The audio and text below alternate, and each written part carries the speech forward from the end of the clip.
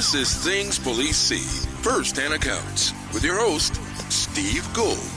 Welcome to the podcast that interviews active and retired police officers about their most intense, bizarre, and sometimes humorous moments on the job. It is I, with you as always, Old Freckleface, here for you, everybody. Thank you for joining us. Thank you for all the rating and reviewing, and thank you for the listening of the backlog. Please go ahead and do the likes and the subscribes and the comments. Juice the algo, as they say, to bump this show up. And thank you for all the messages I get from everybody. I love getting them. Always need guests, guys. If you want to be a guest on Things Police See, just go to thingspolicesee.com, scroll down, click Be a Guest. Have a couple stories ready. We can go through it. And believe me, you probably qualify. I know there's a lot of guys out there rolling around and they're pushing their cruisers or their FBI cars or whatever, and they're wondering, do I have the stories? I bet you do. Reach out. Let me know. Let's get you on here. Let's get it done. I'm excited for today's guest. He's going to be a two-timer on Things Police See. He's come back to tell some more stories. Really had a great response from his last appearance. Had a really, really fun time with him. He was a supervisory special agent for the DEA.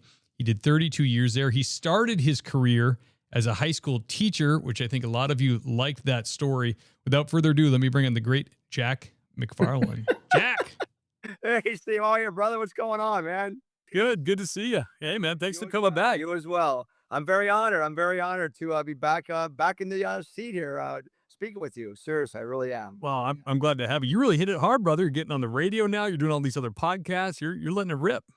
I tell you, it's fun. Number one, it's fun, and I get the opportunity to promote DEA, but also, meeting guys like yourself who understand the job, who understand what you're going through, what you went through, and your audience as well. So, I'm a very humble guy, but yet I just enjoy getting out there and getting the message out to the general public, no doubt. Absolutely. And especially all those years being a special agent where like couldn't really say much. You definitely couldn't go like on a podcast and just talk about it.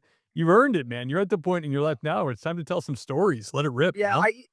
I know it. I really appreciate that because, we all the guys and gals that do the job. I mean, it's one of those things. I may have said it in the previous show we had back in, I guess it was July.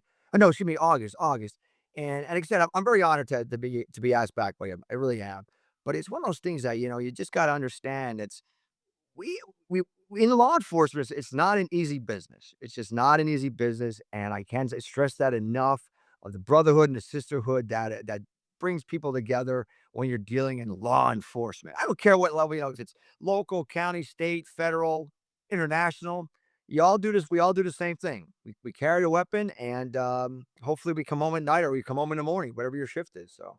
Yeah, absolutely. I love it. I love that you're getting out there, brother. Last time we talked, we did the boilerplate plate questions I always ask. And then we touched on a little bit about your like work in the Caribbean and the islands. And that is a real subject of interest for people because a lot of times people, me included, we don't even really think about, or we're not really aware that special agents are kind of going all over, including the Caribbean.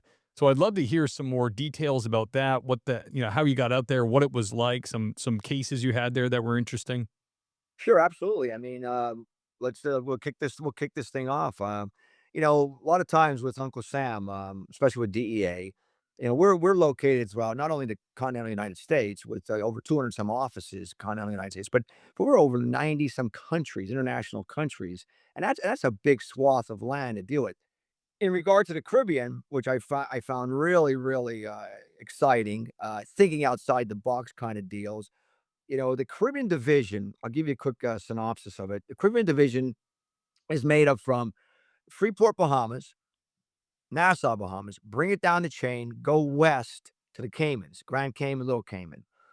Then you bring it across to the east. You got Puerto Rico, Dominican Republic, Haiti. You have also, then you come down the chain, the leewards and the windwards, and you all at the bottom down where the ABCs are. What's the ABCs? Aruba, Bonaire, and Curacao. We have an office in Williamstead, Curacao. We also have an office in Port of Spain, Trinidad and Tobago. So now, where are these offices sitting? Well, these offices are sitting right up the coast of Venezuela and Colombia. Yeah. Okay, so you have a lot of action going on, and we know it's been occurring the last couple of days with our president right now. So, yeah, so it's It's a very, very for those that's for those that served in the Caribbean, those that are serving now and that will serve, it's a rock and roll show, man. It's a blast down there. It really is a rock and roll show. And believe me, it's no, 8 to 5 job down there. It really isn't. It really isn't. So Are you allowed to wear shorts when you're down there at the oh city sheet? yeah, absolutely, right. I mean, my guys would wear the craziest things because they're gonna know you. Like I was the resident agent in charge or the supervisory special agent in charge down in the St. Croix resident office. Well, we're St. Croix. Well, it's a U.S. Virgin Islands territory. You have St. Thomas, St. Croix, St. John. We have an office in St. Thomas. We have an office in St. Croix. Where was the main office? Well, the main office for the Caribbean division was in Guanabo, which is in San Juan, Puerto Rico. So it was 75 miles to our west. So that's where my boss sat. And, you had guys, the division is made up of international offices, Santo Domingo, Dominican Republic. Okay. So that's an international office. And also, basically, I'm going to call it domestic offices like San Juan, Fajardo, Aguadilla, Ponce. Now, your people are, your eyes just like, go, where are all these people? I'm giving you a geography lesson. Well, and the reason I do is to give you a reference of what and how big you're dealing with of the Caribbean. So you have a body of water. Okay, let me just bear with me. I know I'm off on a tangent here. Body of water. You got the Andean region to the south, which is going to be basically Colombia, and it's going to be Venezuela. To the west of that, or to the left of it, is all your Central countries, Central America countries. Okay. To the east of that are all the chains of the islands. Then that's where the sea is. On the other side, on the east of the chain of the islands, is the Atlantic Ocean, and they don't like to go out on the Atlantic Ocean if they don't have to. Why? Because it's rough. It's a rougher Yeah. body of water. So yes, but Yeah. No protection but from the islands. no protection and no island hop. Like you see those go fast boats that are being in the news today. They only have so much fuel on them, and they have to go and they have to either hit a port somewhere, hand it off to another boat. The other boat handoff may occur up by Honduras. They hand it off to dope because they only have so much distance and so much range they can do when they're underwater. And when That you're down boat, there, good. I was gonna say, when you're down there working, do these places dedicate plainclothes guys to do drug work, or is it all like paramilitary police? No, it's gonna be, it's gonna be us. I mean, you have DEA. They're gonna know who you are. So you have to think outside the box. You have to make sure that when you're doing your investigations, it's not as simple as it is saying, and I should say simple, but it's not as similar to you do in say in the CONUS, continental United States. You got to do different types of operations within guidelines. You got to stay within the guidelines, and a lot of times we'd have to bring in agents that were, say, from the continental United States, say from a Miami division or an Atlanta division or a Washington division to come in and do some undercover operations. A lot of times, we would do a lot of our work with confidential informants, confidential sources to make things happen. But down there, life is cheap. You get caught snitching, you're done, man. They're gonna throw you in the ocean. I hate to say this, but on my watch down there for 4 years, I mean, we had two of them got smoked. I mean, tortured and killed. So it's a rough business, and you kind of don't want that on your head, even as a boss. But you can't be with these people 24 hours a day either. And Yeah. I know I'm getting on a movement here, but my thing is this: military personnel. How can I put this? Exposure to military. Everyone thinks Coast Guard is military. Coast Guard is part of Homeland Security. Coast Guard, what a wonderful people. I mean, these people used to see these tactical teams they had and aircraft and shooting out the other. This team. Oh, they go fast boats and they blow them up and they scuttle the boats. But they got the bodies and they got the dope. And then you'll have a lot of the National Guard, Puerto Rico National Guard, U.S. Virgin Islands National Guard assisting. But did I ever have two destroyers or three destroyers sitting in the sea at any time? Nah, not really.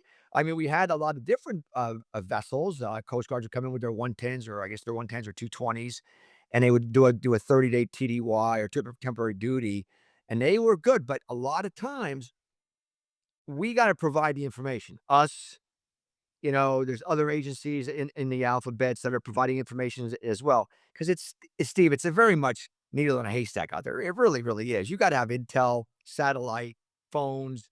You have a lot of different techniques that we use, and I won't tell all the craft, but um, we did very well down there to the point that we noticed the price of dope was increasing because every mile they come north, dope comes north, money goes south. Harder to get. Every Yeah. time, just think about that. So, I mean, I know I'm talking very quickly with you, beer, but it was quite interesting. But yeah, you had to think outside the box, my brother. Absolutely. Yeah, it's funny, the Caribbean, you always everybody obviously, the first thing comes to mind is the turquoise water and white sands and stuff, but I remember going on a Disney cruise with my parents, and we went to a resort on Nassau, and the boat where the boat parked, you had to walk through NASA to get or it literally was like a over a bridge to, like when you went over the bridge, it was all palm trees and, like, tiki bars, but walking there, I remember walking with my family, my dad's got and he's a cop at the time, he's got us real close, me and my sister and my mom, and we're walking down the sidewalk, and there's a guy, like, 5 feet off the sidewalk taking a dump, just open air, and my dad's like, "Don't," and of course, I'm 7, so I'm like, "Hey." He's like, "Nope, don't even look or point, just keep going." And then we get to the resort, and it's like heaven on earth. But I remember my dad wanted to get every time my parents go to the Caribbean, he always tries to buy my mom something gold because the price of gold was so good there. So Yeah. he had to go back over into that land, the bad land, to get The bad lies. a gold bracelet for my mom. I'm like, "Oh, we hope he comes Sure. back alive." Well, yeah, exactly, because you know what goes on down there, don't you? Scamalama ding dongers down there, boy. They're always scamming you. Is it really gold? Is it 14 karat gold? Is it 925 silver? I mean, they Right. got it going on down there. But when they know you're a continentaler, like we call us continentalers. But when they know you're down there for a reason, You they got don't they money. don't game they don't try to game you, man. They won't because they know. And then when they find you out you're one of Uncle Sam's boys or girls, they totally won't game you, man. They stay away from you. So there's so many different things, there's so many different stories, but yeah, that's the living conditions where everyone thinks living in the Caribbean, "Oh, I love to live in the Caribbean. Oh, I love to buy a place, and it would be wonderful to get out of the Wisconsin winters and all that."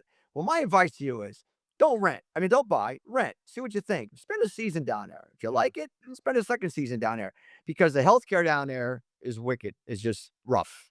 Okay. Give you an example on the island of St. Croix, 28 miles wide, 28 miles long, 7 miles wide, north to south. 50,000 population, 100,000 murders. Excuse me, 100 murders a year committed on the island. That's just murders. That's not assaults or shootings or people survive from a shooting. So it gets very difficult, very rough. But I was always very concerned about my people down there, especially my wife and those that were living down there for Uncle Sam. I just didn't want them to get hurt, get shot, killed, or wounded. And not even on the job I'm talking about. So you had to be very careful. We used to always say, not being disrespectful to the islands, not being disrespectful to the U.S. Virgin Islands. Very pretty, like you said, very pretty. But it's also a place where you're under the American flag. It's a third world country under the American flag. I remember we brought friends in from the States. We took him. My wife took him to a grocery store. They wanted to get some cereal.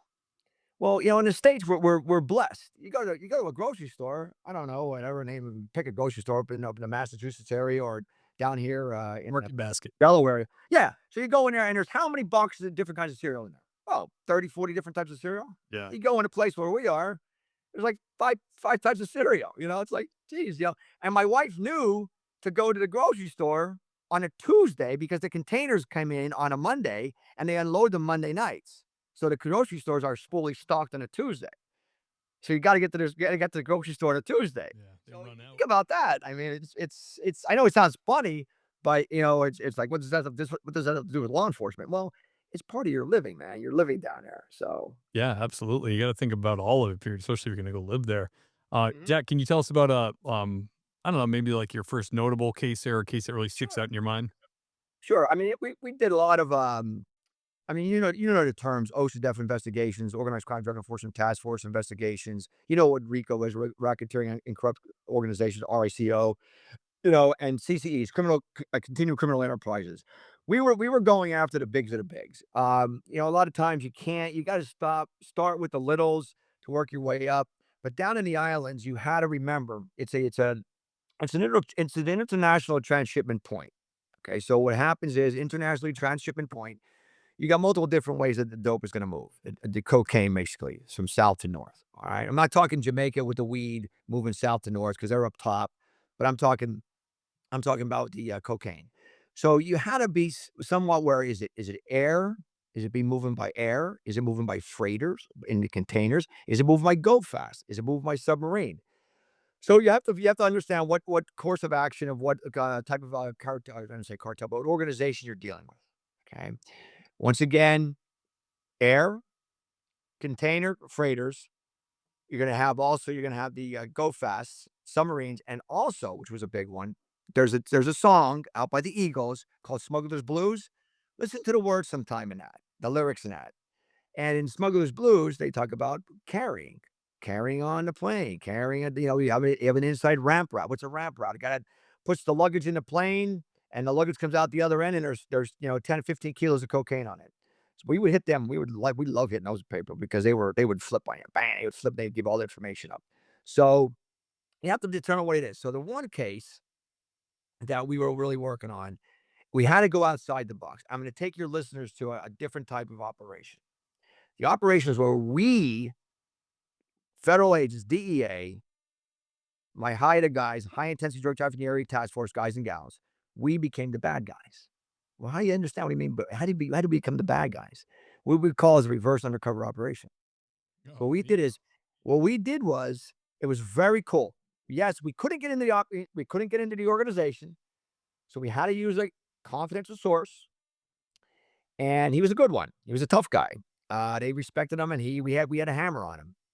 So he had to come on board, and we utilized his services to get us into what they call an offload crew. What's an offload crew?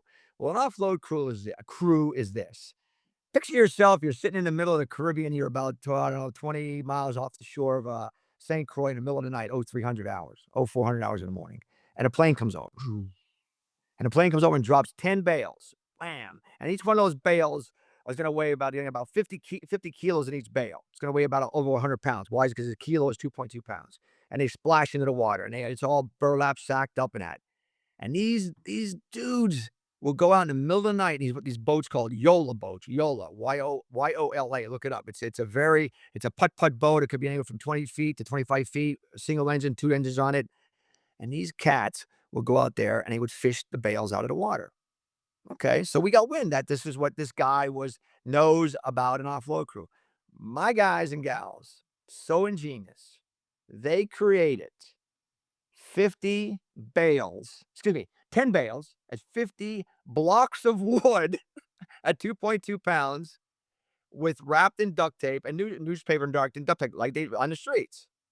So we ended up having an operation called, I'll call it out, Operation Beach Party. And it was going to be on the North Shore. And there it is. There's a yellow, baby. There it is. So some will have 2 engines on it, but they're wooden boats. And I'm talking, sometimes the seas are crazy and they will be in there running those boats. No thanks. At nighttime, no lights, maybe a flashlight to guide them along the way, to guide the lights on the shore. Ballsy. They could hit the reefs, blow themselves. They're that good. So with the Yola, so we would come in, our particular operation was that we were going to provide this offload crew with a mission. Okay, what's the mission going to be? Well, we're going to fly over about 300 in the morning, and we're going to throw out of a DEA plane. We had the tail number covered and all that stuff. We were gangsters, right? Throw 10 bales into the water. Bam, bam, bam. We have FLIR up. What's FLIR? Forward-looking infrared system. Sitting about 3 miles back, filming all of this. We're on the beach. We had all the alphabets out there. We had this thing all lit up, ready to go.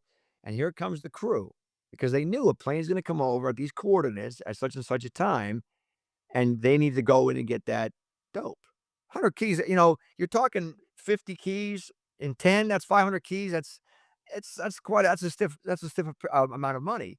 So we're on the beach, and of course the plane comes over, does a circle, starts dropping them out. Bam, bam. These little guys, and they go out on the water. Steve, dark 30, they got 10 out of 10. They did not miss one. 10 out of 10. Not 9 out of 10, not 8, 10 out of 10.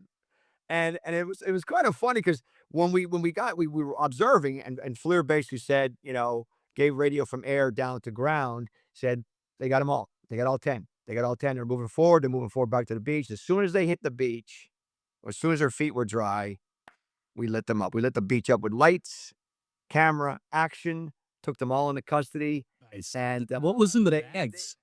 it was, once again, it was, we provided. We provided. We made blocks of wood. Think about this.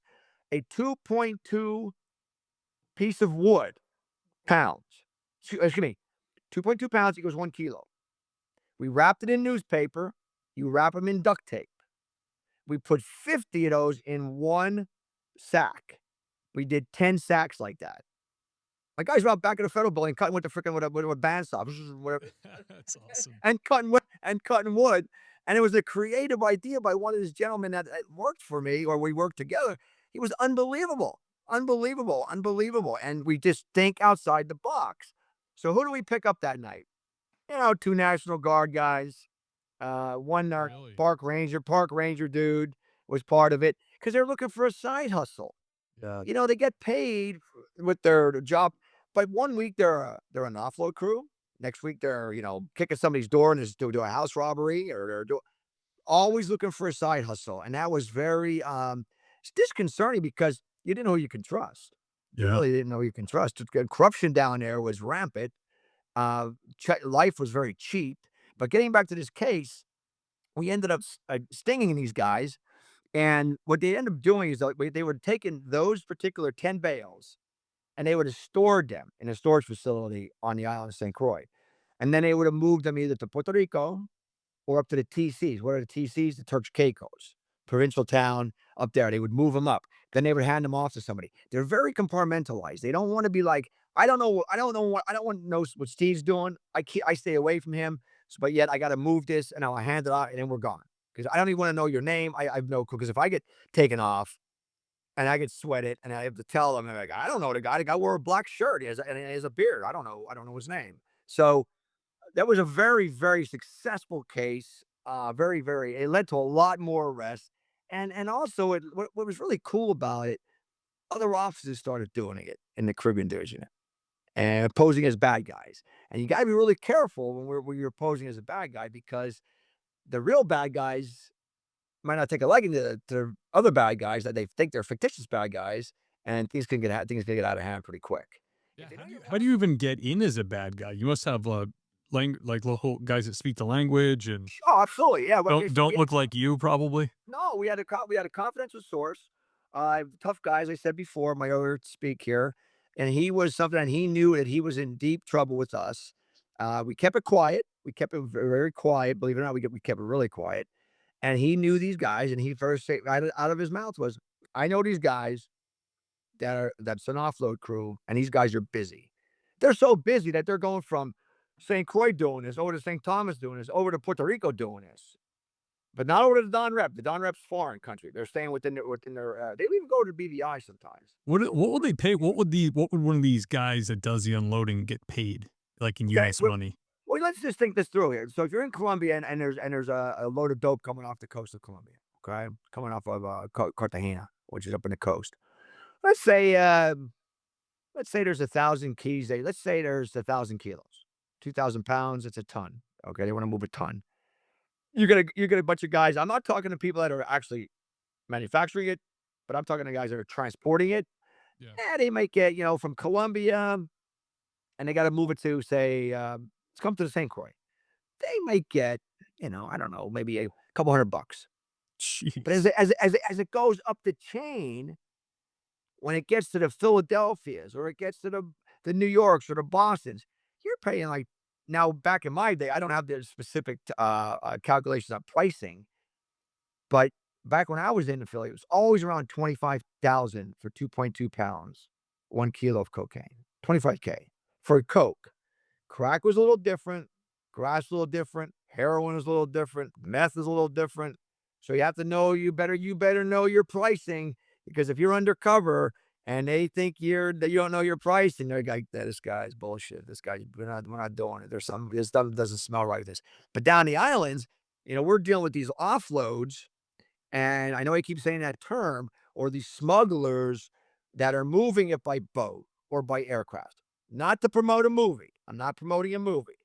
But if you get a chance, I told us on other shows I've been on, watch the movie with Tom Cruise named Air American, Air America. It's about about a pilot. True story. True story, man. He was running all the alphabets, including us, the DEA, man. He was messing with the CIA. He was messing with the ATF. And he was just it's a true story. And if you never heard of it, Air America is Air America, is right? Is it I think it's Air America, with Tom Cruise. And I think it's Air America. I want to get the correct name of that. It's yeah, I think it is. But Let me see. what a movie, man. What a movie. It's hilarious. It's hilarious, but it's also like, wow, is that really yes. I mean, American Made. American Made. That's it. Yeah, yeah, Air America. I was thinking of a different one. American Made, yes, with Cruise. It's hilarious. Take 2 hours out of your time and understand what he does. He's down there with the Escobar hanging out, and running dope off out of Colombia on the small airstrips, and he's taking pictures for the Christian the CIA. And, I won't tell you the end of it. I won't tell you the ending of it, but, we used to have, like, I'm sure they're still there in our office in Croix and Towns. We would have routes. What type of aircraft can go so far? What type of boat can go so far? Some of the crazy ones were picture this now. Here you are in the Caribbean basin, you're come to Caribbean, and you're coming in, say, from, I don't know, Venezuela, you have 500 keys of coke on the thing. And you stop in Antigua, you spend a couple days there on a sailboat, and then you come up to the BVI's. Now you're like, where do we go? Do we break for Africa or Lisbon, Portugal, or do we continue up the chain to continental United States? Well, I got to give it to the real crazy ones were the ones that were breaking for Africa or Lisbon, Portugal. They're going over the Atlantic. Ugh. And I forget, I don't know if it was an 8 or 10 day, 8 or 10 day, sail, like Gilligan's Island and 3 day tour. I forget what Yeah. was 8 or 10 days, but they would, they would roll out and they get into the ports and they do their things. I mean, you talk about having some serious, intestinal fortitude, but the almighty dollar drove them for that. And What one of kind of money would they get in Africa? They couldn't get nearly the money, would they?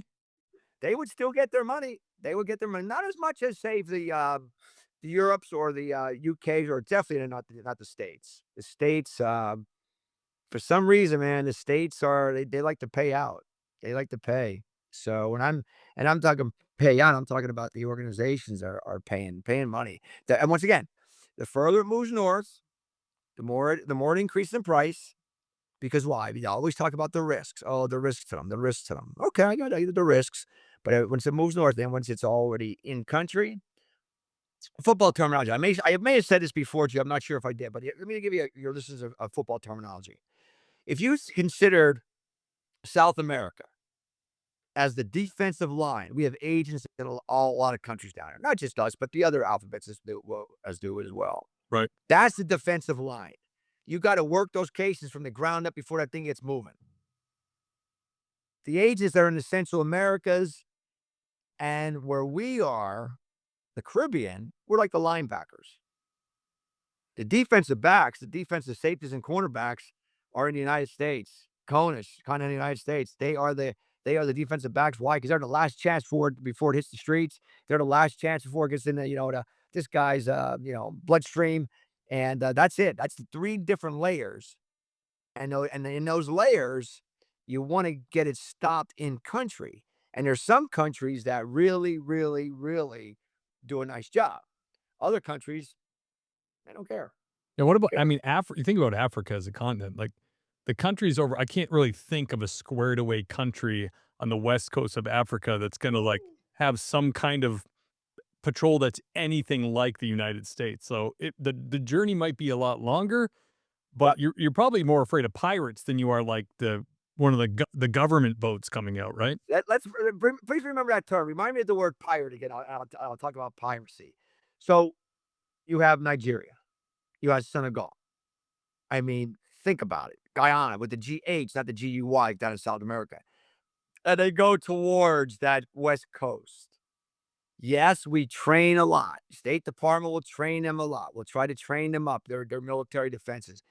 But you're right about that. It is very, it's very difficult to get them on board because when they're only making so much money in a time frame, and then all of a sudden, wait a minute, you want to give me money for how much money do you want to give me for like South Africa? You're down in Pretoria, Joburg, or Cape Town, and you want to with the dollar. I think that their dollar's called the rand. I've served time over there in Joburg and Pretoria, and rough place that is. Yeah. Yeah, it's a rough place. It's everyone thinks, oh, South Africa, it's rough too over there. But yeah, and they get this stack of cash. And it's like, wow, that's like I could live on this for like 6 months for Yeah. one of these for one run. So, but the cooperative spirit amongst different countries, we have offices in those countries I just named. So there's the FBI, and we work very closely with, say, South Africa, the SAPS, South African Police Service. They're over a 200,000 strong national police service, and they don't mess around, man. The SAPS, they don't mess around, but they have the issue. They have the coke. They have it coming, and where's it coming? From down south. Yeah. You said a longer distance, but they'll still make it into those countries. And then Europe, Portugal. Why did I say Portugal? Because Portugal, if you look on a map, trust me, I got geography. I got geography when I was when I worked in the Caribbean. It's like a nose that sticks out, and that's what they'll shoot for. Boom. And then once they get into Portugal, they can hit into Spain. They can work their ways into the country, Italy, and all that. So, and it comes through. But a lot of times, once again, let's not forget freighters. Freighters. Very difficult. If you don't have the information, it's very difficult to find any packages in a freighter. It really is. It really is very difficult. Yeah. Yeah, it's got to be. I mean, it's a whole nother complexity. It's difficult enough big cases in the United States where you're dealing with the U.S. government's on got your back, but like when you have to call ahead to other countries and talk to your point of contacts and try to coordinate this whole thing, Yep. dealing with different. I mean, I don't even know what other countries have for. Maybe it's a lower standard for probable cause and all that stuff. Like I don't even know how they operate. That's a great point. I mean, I'll back you up a little bit. We had great relations because remember the islands. Let's stick with the Caribbean. The islands are made up of little rocks, basically, so many miles long and whatever. But it's American, United States. It's British, okay, the UK. You have the Dutch, and you have the French. So think about this. So they have four countries that have all these little islands, and there's a joke if you not being disrespectful again, but it's a joke that down in the islands, the U.S. got the worst of the worst islands.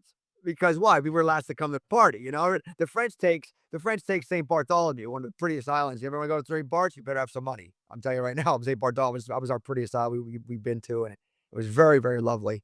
But then you got the ABCs, Aruba, Bonaire, Curaçao, down there off the coast of Colombia. Well, who got those? Well, the Dutch got those. No, So Bon Air is really nice. Bonaire, and there's absolutely, and that's where our Williamstead office in Curaçao will oversee those areas.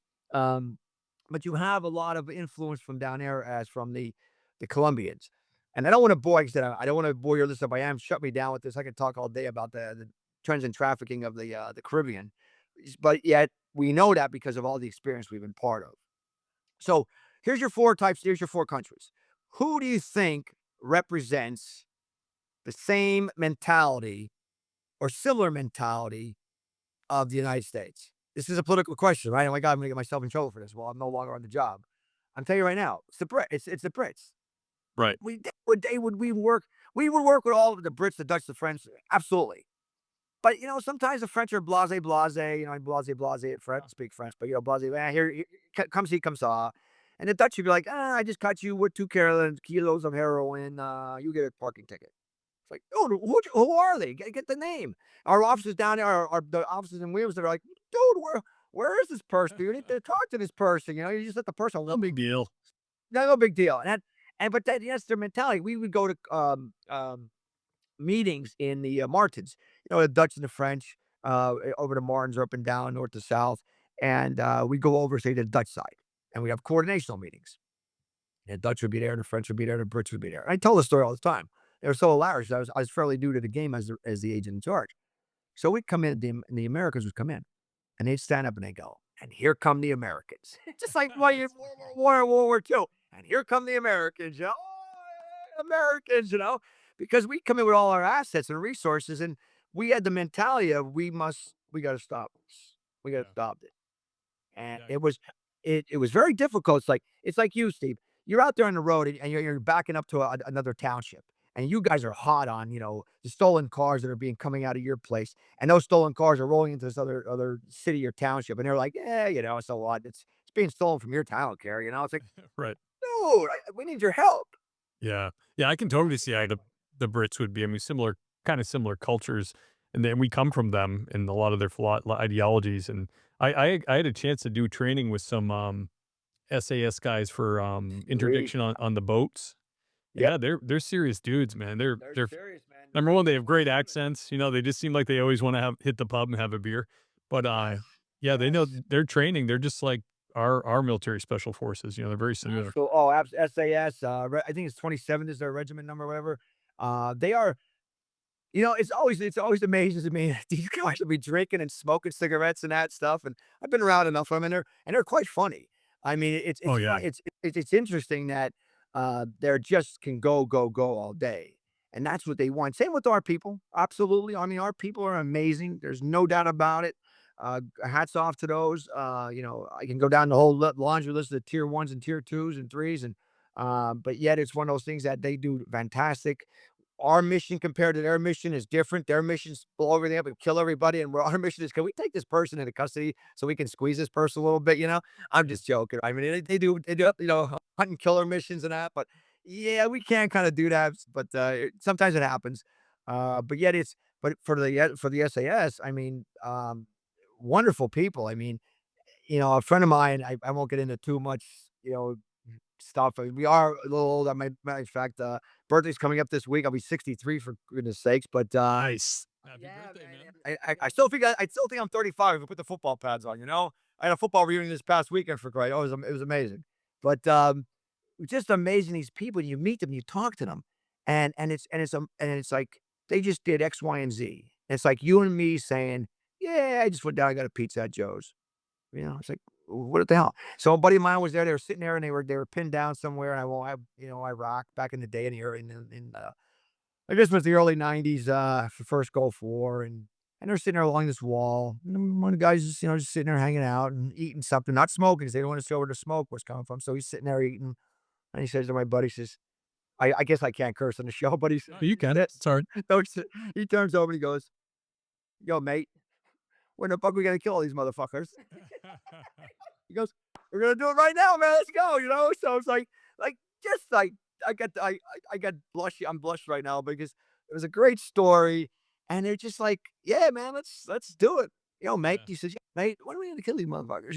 It's like, right now, let's do it. Let's get out of here. So and they took care of business, and but it was quite a funny story, and being around these guys kind of like make me laugh. Actually, it made me laugh, but it's also ooh, kind of gotta be careful around them. But we saw it down in the Caribbean. Great cooperation with the four types of countries. You best behave yourself because you don't want to upset anyone. Because at any given point, the Dutch might bring a nice boat in for interdictional work, which you need to coordinate. And so we kind of had to. I would say, had to bite your tongue sometimes, but you had to kind of go to the position of let's think this through so we don't upset anybody. Yeah, you don't want to Very offend somebody. diplomatic, Sure. very very diplomatic, and work through it. And we did, and we did. I would always try to find out. My goal was to try to find out who in American alphabets is friends with, say, the French head of their office. And then I would kind of get an introduction that way and work my way in that way. And then a lot of times it worked out. I mean, not everyone's going to like you. It's just not going to work that way because they have different methods of the thought processes. So, Yeah, it's fun. That's how everything works in life too. It's so much easier to get into an organization or to get somebody to work with you if you have a mutual person in common. All of a sudden, you get introduced, even if even if the person they're friends with is just kind of someone they met at a conference or whatever, Yep. all the walls fall down and they let you right in. People just want reassurance from somebody, some kind of vetting done on people. I'm the same way too. If I get introduced to something through a friend, I'm like, all right, I can work with this guy because this guy would never recommend him. You know what I mean? It's so Yep. much harder doing a cold intro, getting somebody to work with you, put their neck out a little bit for you. They don't even know who you are, what your real motives are, you know? Sure. I mean, I have to just give a shout out if you don't mind to Yeah. the guys.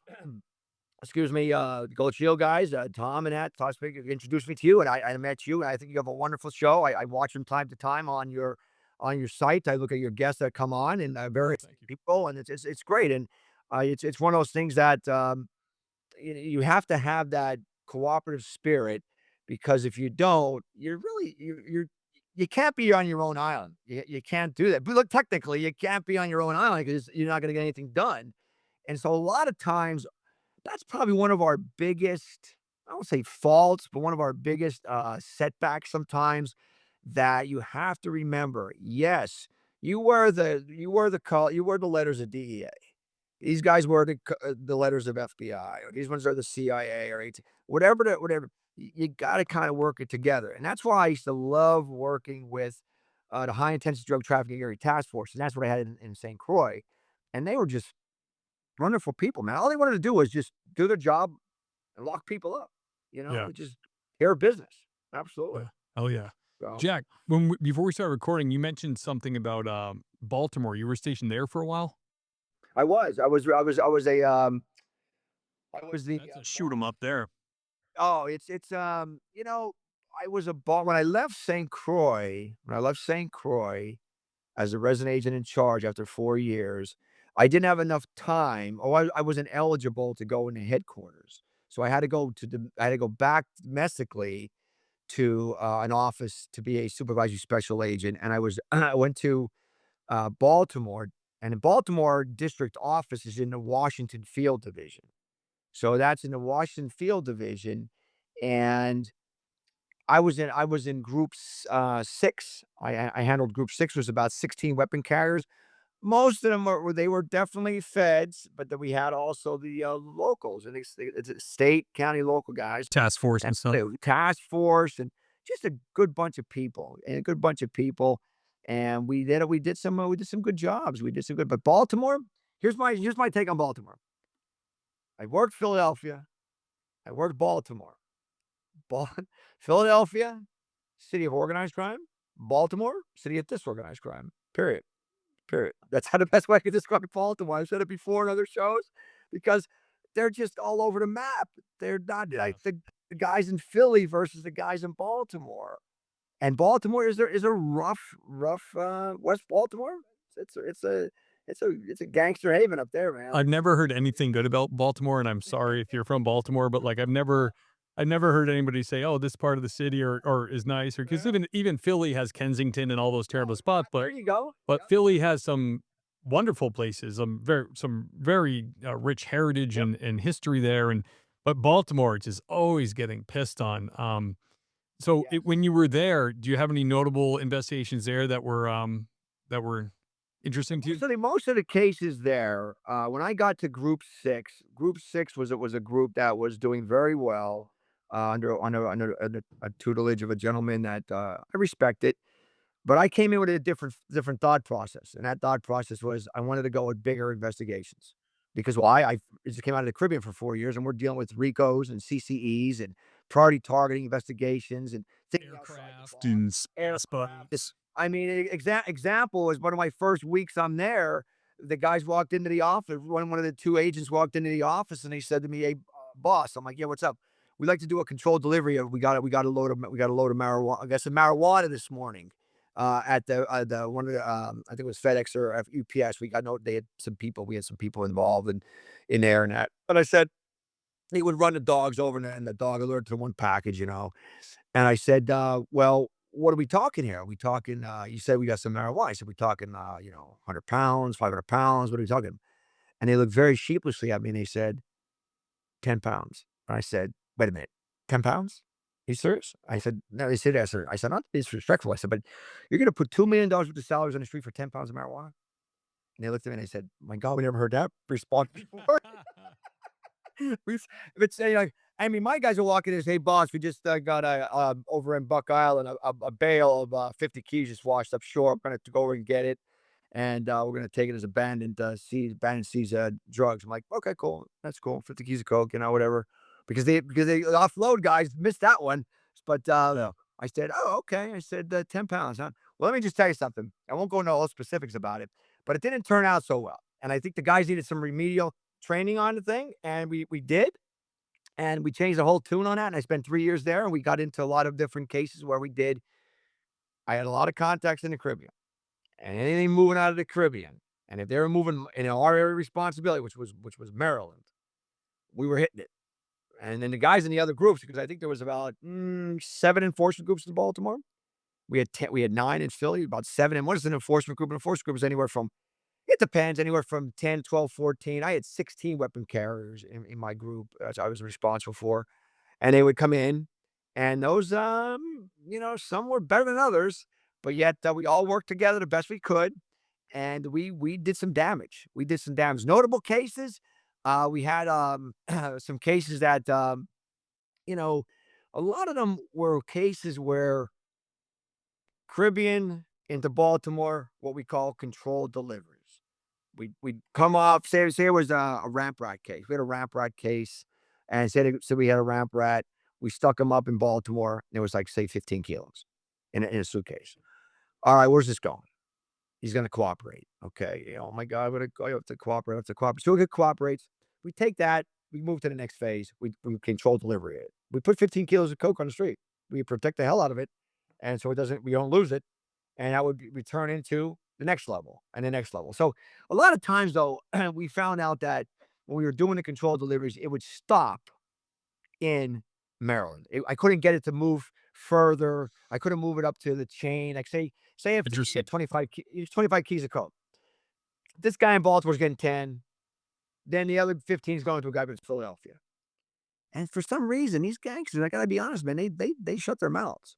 They shut their mouths. They wouldn't do it, and they would take the charges, and with the charges in particular, they were steep because their sentencing guidelines were definitely steep. But some Yeah. cases, I mean, yeah, we did wiretaps. We did some federal wiretapping. We did a lot of working with cases where, I'll give you an example of a case we worked with. Um, we had an office that hit a tractor trailer. Hit a tractor trailer and had a bunch of dope, and I forget I don't know if it was 25 or 50 keys of coke heading our way on I-40. If you know the interstate system, it's 80, 40, 20, 10. It goes east and west for those who want more geography. Believe me, geography is important to be a federal agent. They made the note of damn country, because if someone calls you and says, "Hey, you're the boss up there in Baltimore, Group 6," like, "Yeah, yeah, what's up?" "Yeah, this is Jimmy Boombots here in Sierra Vista." Sierra Vista. Where the hell's Sierra Vista? Oh, how you mean that Sierra Vista, Arizona? What's up there? How you doing? Got something for you. So you want to always know what's Right. going on. I mean, it may sound silly, but it helps you along the way. So it's I-40 coming across. Why I-40? Because 40 goes right into Maryland, and most of the times, they're a heavy traveled route for hitting into Baltimore. So, like, what you got? So they ended up doing a controlled delivery, bringing a trailer across. We took it from the guys out from the one of our Western offices, and we ended up having a successful hit in Baltimore. Once again, she stopped. There was no further movement, no further going. Like, where is this going and this going? And so it was fun, but Yeah. those kind of jobs, Steve, and you're dog tired because you have to make sure you're on a time frame so that they're expecting it, because the gangsters are timing it. They know how far he's coming or where it's coming from. So you have to be really ready to go with a timer. But it's like a fighter pilot, 99% sheer boredom, 1% sheer terror. And that's how kind of we ended up being. You sit there, and just like you in a cruiser, you're sitting there waiting for that call, and boom, before you know, you gotta go. You gotta Yeah. take care of business. So I but can't I got help a but great I got a great I got a great case for you back in the Caribbean. This will blow you away. yeah. It blows a lot of people away. We had an organization down there, and the organization was just a bunch of gangsters. I mean, they were just rob, rape, steal, kill, torture. So we got on this organization in, I guess it was the fall of 2001. So I got down there, I guess it's in the summer of '01. So I was there for '01, 2, 3, 4. Yes. So we ended up going out to this organization, and they were warring with a faction over in the BVI's over in Tortola. And I hate to put this out there to the people, but it's just the way that the life of the party is. Tortola, my sweet Tortola. Yeah, exactly. I go Van Dyke, I sail over there. Well, watch for the modern day piracy because you might end up getting in trouble. And so we ended up targeting this particular crew by the use of confidential informant. We brought CSs in from we brought undercover agents in from CONUS, and we were really really going after them. And we were doing well. We were knocking some loads off for them, and we were taking them off. We were taking the little guys off, catching with a weapon. He's whatever we can do, we're gonna try to do. Well, they didn't like what we were doing, so they ended up taking one night. They ended up kidnapping a Virgin Islands police officer. Oof. Took him out east on the East End. Took him out the East End, tortured him, beat him, killed him, left him. Threw him in the water as fish food Oh my to God. send a message. Okay. Yeah. Well, it's amazing where they took him at. You come out of the airport, you go by the Duncan sign, which is the former basketball player for San Antonio Spurs. Chris, he's from the island, and there's a intersection. The intersection you go one of three ways: to the west end, over to the North Shore, or to the East End. These guys came in and just literally ripped him out of the car, out of the cruiser. Ripped him out of the cruiser, left the cruiser there. Wow. He was deemed missing. He was deemed missing. He was deemed like, where is this guy? So that started the ball rolling. So they go after a local, and no disrespect, they go after a local, and they do their thing on him. Well, when they did that, about a year later, because we're hitting them hard, they go after one of my guys in the office. I had several what they call task force officers. You know what they are? Deputized task force officers, meaning they are Virgin Islands police officers. They're deputized. And when they're deputized, now they're working for the DEA. Okay, DEA pays their overtime and, different things like a car allowance and, take care of the car. Yep. So him and his father owned a place called the Chicken Shack. Best chicken on the island. And I hope I'm not boring your listeners. Best chicken on the No. island. It was Sunday night, January 4th, 2004. I'm off island for Christmas, visiting my family near Pennsylvania. I'm flying back that day. Now remember, this is 12 o'clock, January 4th. I'm coming back down at 8 o'clock flight from Philly straight down to St. Croix. So that night at 12 o'clock, his father, my deputized task force officer's father, he's driving his son's pickup truck. He's going to take the trash to the dump. Well, as he's driving to the dump, we drive on the left-hand side of the road down there. Car's wheel is still on the left, but we drive on the left. Well, the pickup truck comes around him, comes around the father. Two gunmen in the back of a pickup truck with 223 rounds, 30 magazines in each round. How do we know that? Because the dowels that were put into the cars, the wooden sticks or the plastic sticks to count the rounds of the hits, there were 60 of them. Wow. A 60-year-old male was hit 3 times by 223 rounds. What saved him was he's a business owner on the island. So he carries a snub-nosed 38. He fired 6 shots over the hood of the car. Scared them off. But he was hit 3 times with 223 rounds. Let me just tell you something. When they went after, they thought it was my guy. So that was an assassination attempt on an officer, a task force officer assigned to a federal task force. Well, let me just tell you, we lit that place up.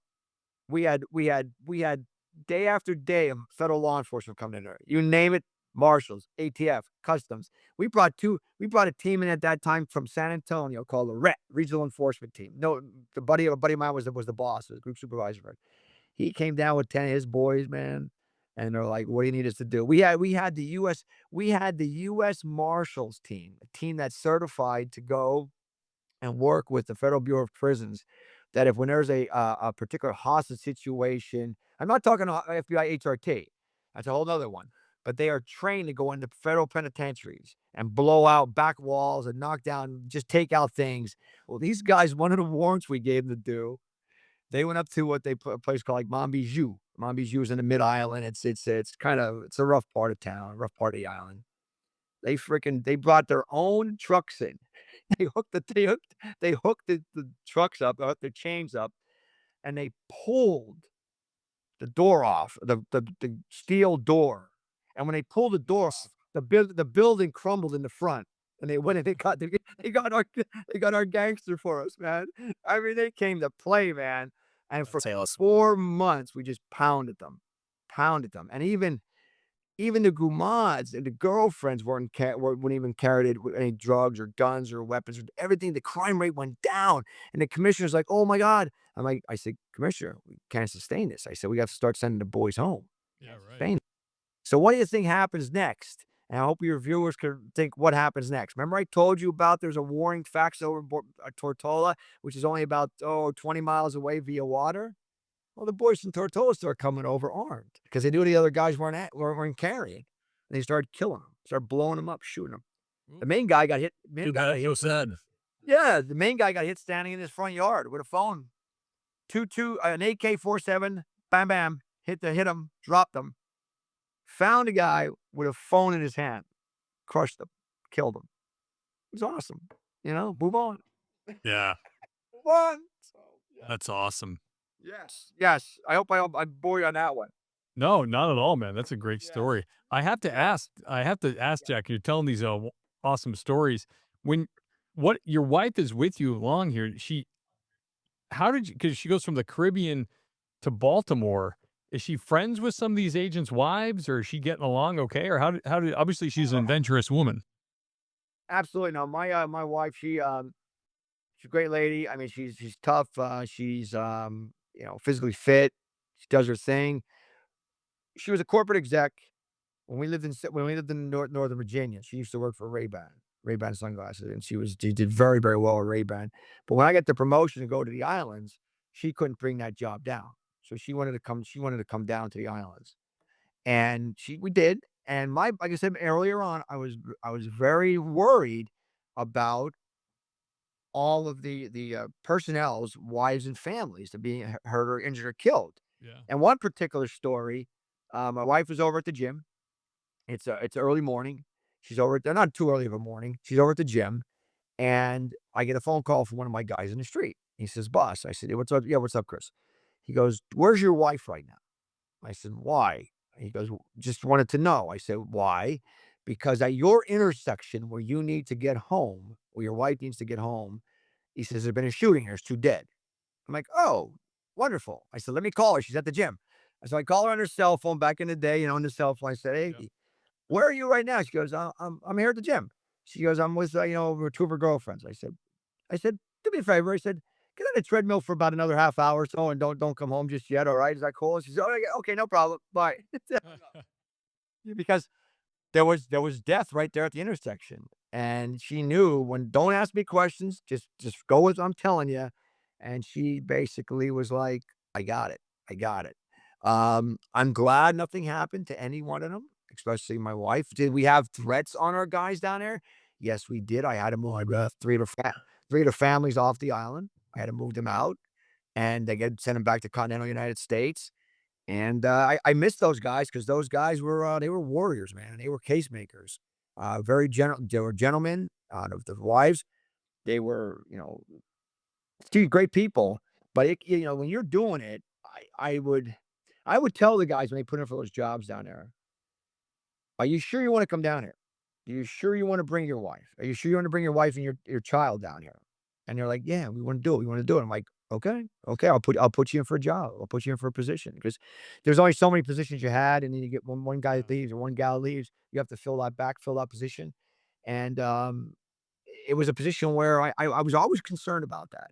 Did we have issues? Yeah, we had some issues. I mean, we had some problems with threats on our people, and I didn't take that kindly though. I didn't take that kindly. I would definitely hunker down and go after them, and we did, and that was the reason why those guys were being killed that were coming over from Tortola into St. Croix, and why were they being whacked? Because they were clean, they were rolling with no weapons, because they were fearing the feds, because they knew they screwed up, and the word on the street was, man, we screwed up on this one, and then all of a sudden, one particular one, three gangsters black hooded masks, black hoods on them, black shirts. Two come through the front door, one standing out in the yard. The Price is Right's on. The guy tries to bust out the back door, shotgun, bam, bam, blew the guy up, blew his dreads right forward over his head, killed him in the doorway. And the girlfriend was sitting there watching The Price is Right. She was dumbfounded. She was like freaked out. Yeah. Blew him up. Blew him I up. bet she was. Just like, whoa, when I got that call, I'm like, gotta come up and see this one. I gotta see my boy such and such, because I knew who he was.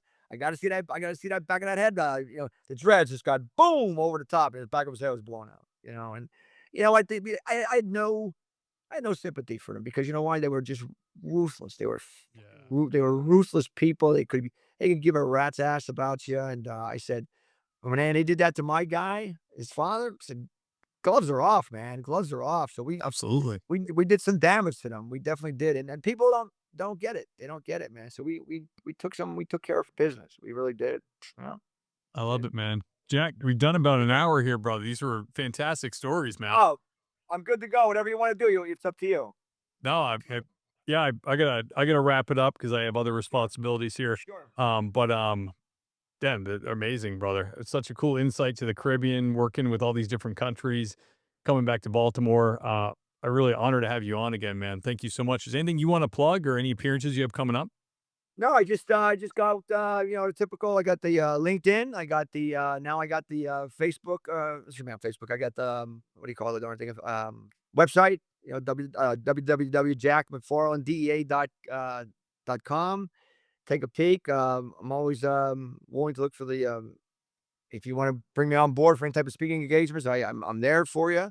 But I mean, guys like you, Steve, I appreciate it. I mean, appreciate the other guys as well. And thank you for having me. I really do. I really mean that. I really mean that. Honor. I speak highly anytime I get it with people I meet. I enjoy. But also one thing is, I love DEA, and the general public just doesn't understand what we all go through in our careers, and it's not easy, man. And I always keep it light, baby. Keep it light, but you stay safe out there. Stay safe. Thanks, brother. Absolute honor to have you, man. Can you hang on for just 2 minutes while I do the outro? Yes, sir. Yes, sir. Awesome. The great Jack McFarland, everybody. Man, super interesting how DEA and other feds are operating down in the Caribbean, all those islands, the different relationships. Sounds wild though, man. I don't know. I think Jack looks real good too for 63. Looks like a young man over there. I think I would look, I don't know. I think I would die. Sounds very stressful to me. Managing all that. Geez, never mind being a boss. So thank you to Jack for coming on again. That was really, really fantastic. This is a time in the show where I thank the Patreon sponsors. If you love the show, you listen to all the episodes, and you want to show your love to old Stevie Boy monetarily, keep the lights on over here. I appreciate that. The link is in the show notes. Who I'm talking about, these are the lieutenants. Who I'm talking about is the great and powerful Andy Biggs. Kyle Roberts, everybody. Michael Roach from Roach Machines AI Solutions. Check him out. The handsome Lane Campbell. Gary Steiner, everybody. Adam Mihal. Tony Fahey. Seth Wright. Lauren Stimson, everybody.